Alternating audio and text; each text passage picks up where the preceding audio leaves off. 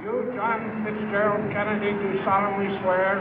I, John Fitzgerald Kennedy, do solemnly swear. That you will faithfully execute the office of President of the United States. That I will faithfully execute the office of President of the United States. And will, to the best of your ability. And will, to the best of my ability. Preserve, protect, and defend the Constitution of the United States. Preserve, protect, and defend the Constitution of the United States. So help you God.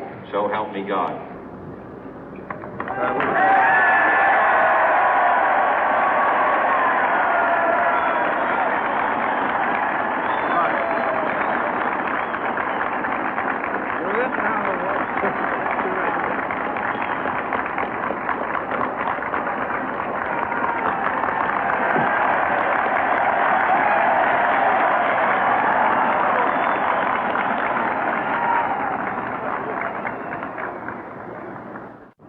Vice President Johnson, Mr. Speaker, Mr. Chief Justice, President Eisenhower, Vice President Nixon, President Truman, Reverend clergy, fellow citizens. We observe today not a victory of party, but a celebration of freedom, symbolizing an end as well as a beginning, signifying renewal as well as change.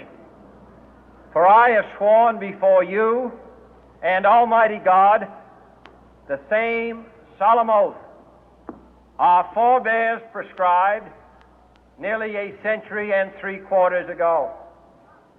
The world is very different now, for man holds in his mortal hands the power to abolish all forms of human poverty and all forms of human life. And yet the same revolutionary beliefs for which our forebears fought are still at issue around the globe. The belief that the rights of man come not from the generosity of the state, but from the hand of God. We dare not forget today that we are the heirs of that first revolution.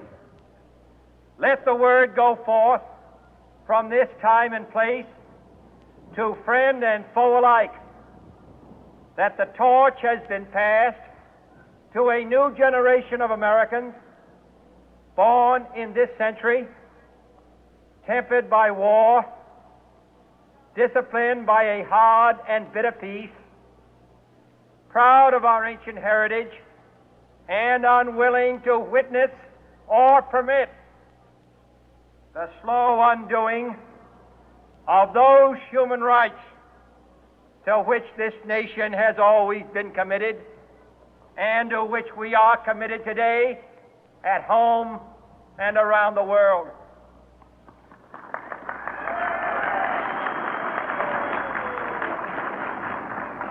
Let every nation know, whether it wishes us well or ill, that we shall pay any price, bear any burden, meet any hardship, support any friend, oppose any foe to assure the survival and the success of liberty.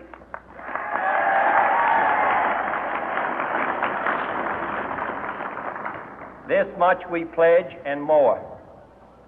To those old allies whose cultural and spiritual origins we share, we pledge the loyalty of faithful friends.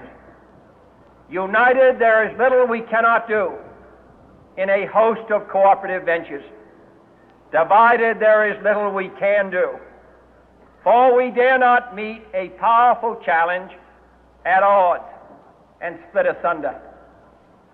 To those new states whom we welcome to the ranks of the free, we pledge our word that one form of colonial control shall not have passed away, merely to be replaced by a far more iron tyranny. We shall not always expect to find them supporting our view, but we shall always hope to find them strongly supporting their own freedom, and to remember that in the past, those who foolishly sought power by riding the back of the tiger ended up inside.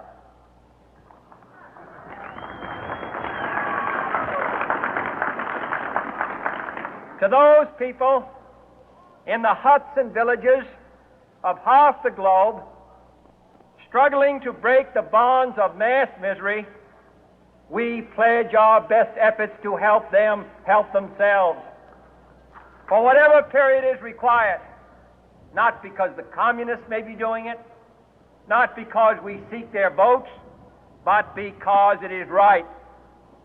If a free society cannot help the many who are poor, it cannot save the few who are rich.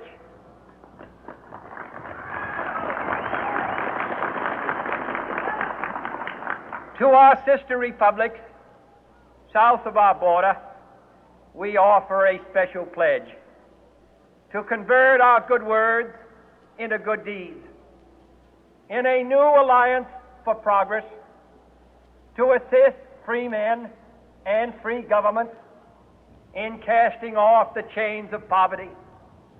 But this peaceful revolution of hope cannot become the prey of hostile powers. Let all our neighbors know that we shall join with them to oppose aggression or subversion anywhere in the Americas. And let every other power know that this hemisphere intends to remain the master of its own house.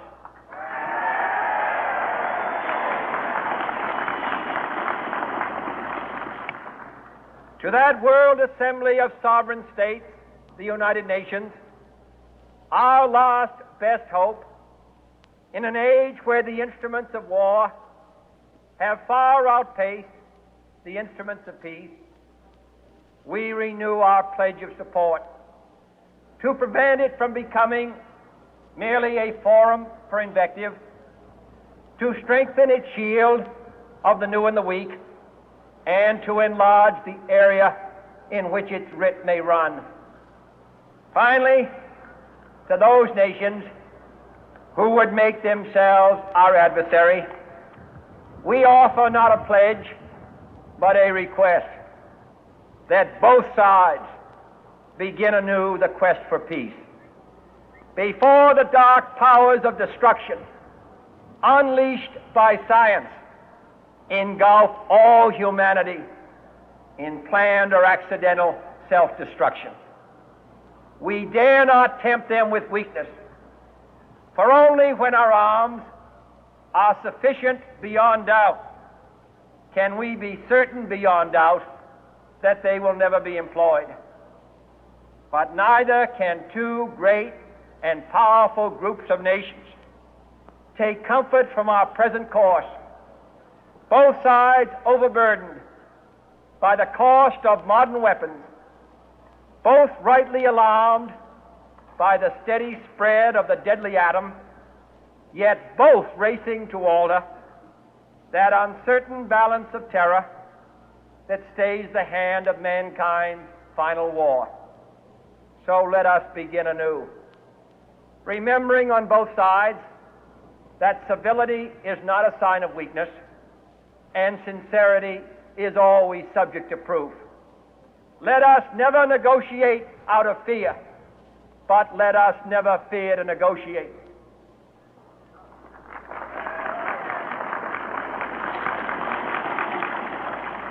Let both sides explore what problems unite us, instead of belaboring those problems which divide us.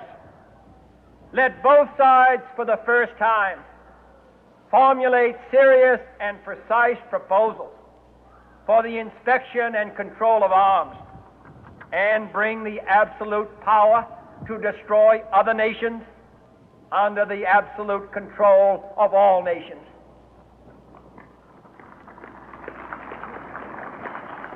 Let both sides seek to invoke the wonders of science instead of its terrors. Together, let us explore the stars, conquer the deserts, eradicate disease, tap the ocean depth, and encourage the arts and commerce. Let both sides unite to heed in all corners of the earth the command of Isaiah to undo the heavy burden and let the oppressed go free. And if a beachhead of cooperation may push back the jungle of suspicion, let both sides join in creating a new endeavor, not a new balance of power, but a new world of law, where the strong are just and the weak secure and the peace preserved. All this will not be finished in the first 100 days, nor will it be finished in the first 1,000 days, nor in the life of this administration, nor even perhaps in our lifetime on this planet. But let us begin.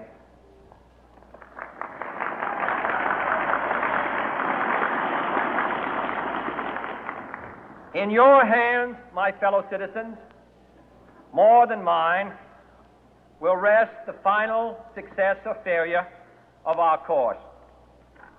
Since this country was founded, each generation of Americans has been summoned to give testimony to its national loyalty.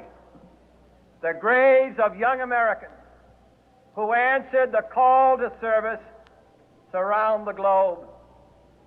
Now the trumpet summons us again, not as a call to bear arms, though arms we need, not as a call to battle, though in battle we are, but a call to bear the burden of a long twilight struggle, year in and year out, rejoicing in hope, patient in tribulation, a struggle against the common enemies of man, tyranny, poverty, disease, and war itself.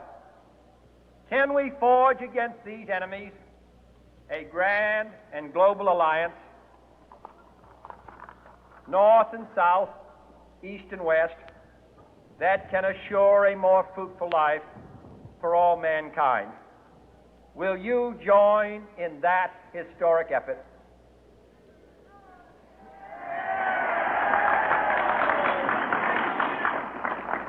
In the long history of the world, only a few generations have been granted the role of defending freedom in its hour of maximum danger. I do not shrink from this responsibility. I welcome it.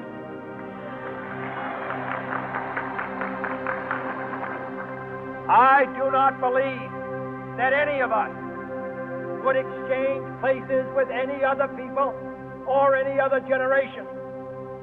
The energy, the faith, the devotion which we bring to this endeavor will light our country and all who serve it.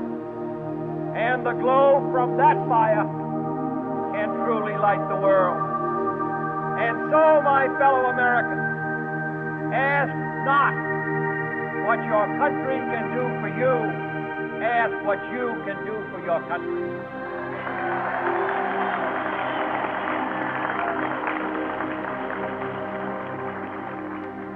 My fellow citizens of the world, ask not what America will do for you, but what together we can do for the freedom of man.